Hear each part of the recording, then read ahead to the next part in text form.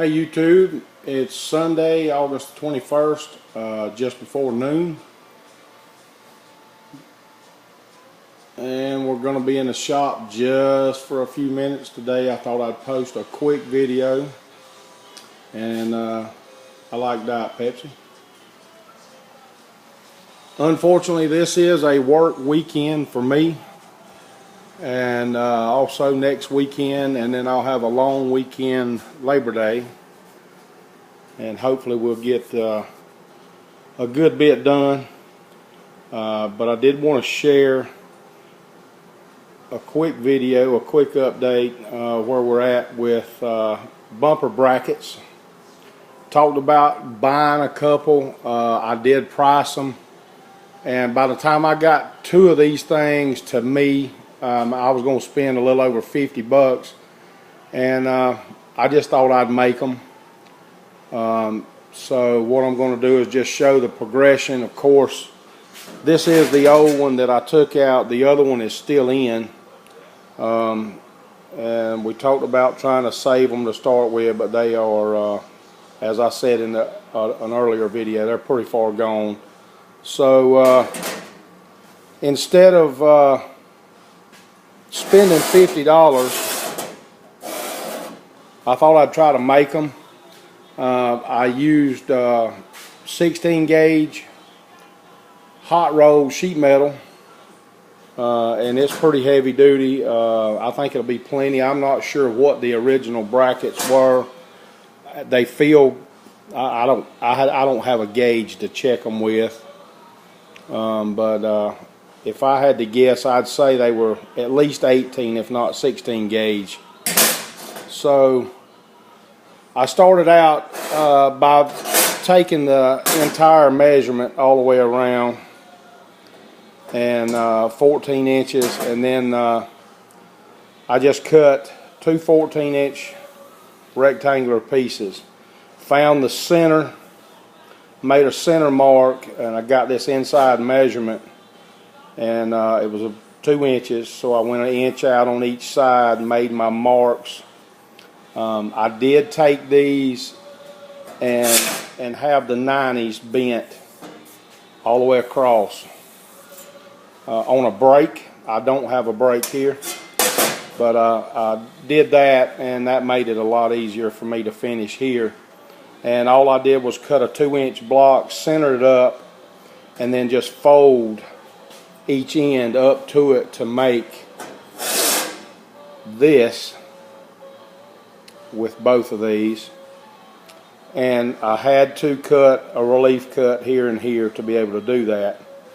And then the center part folds in, and of course you end up with your two outer parts. And then it was just a question of trying to determine that angle, which all I did was measure up. It was like an inch in the back, and then to the top was I can't remember, it seemed like it was 2.5. And just make your marks and cut those down.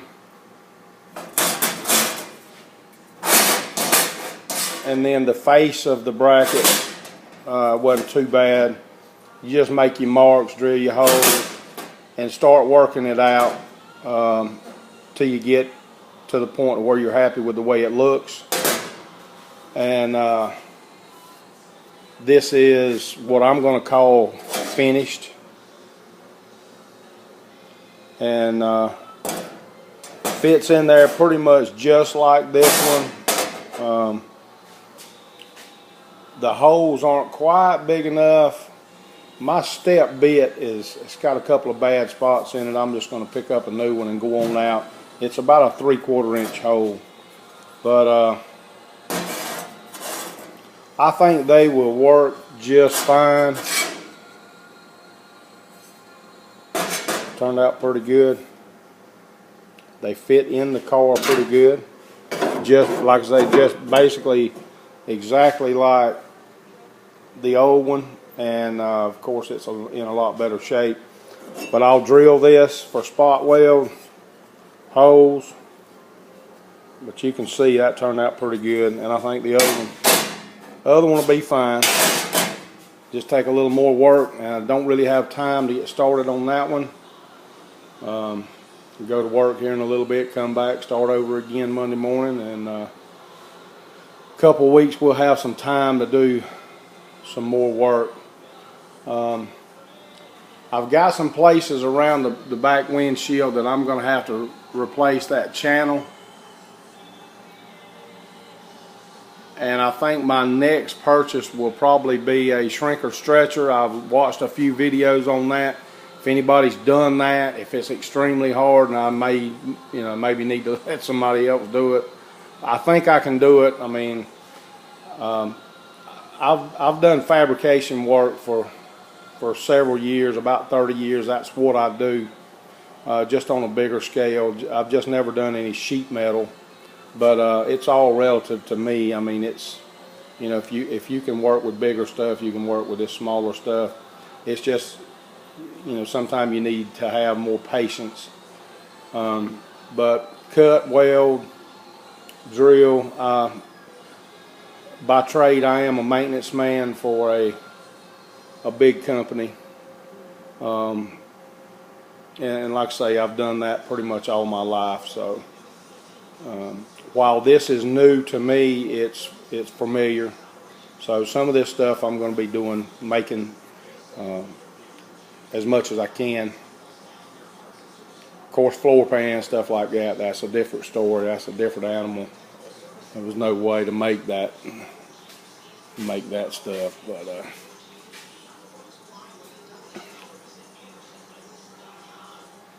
I think the work turned out okay. All the way up to the rockers. Everything fit good on the floor pan. It's just slow go, and kind of got a new attitude after talking to some of you guys on YouTube. I've just got to have more patience with what I'm doing, what I'm trying to accomplish, and just make sure that I don't get in a hurry, take my time, document what I'm doing, ask for advice and help when I need it, which will probably be a lot all the time. So, do have a few new subscribers. I want to thank you guys. Thanks for watching the videos and commenting, and I look forward to everybody posting videos. Everything I'm watching is good stuff. I just subscribed to Rare Rat, and he's doing a 67, and he's pretty good. I'll tell you, I'm impressed with some of the stuff he's doing. Eric, your 77 is looking very good. I'm jealous of the progress you're making.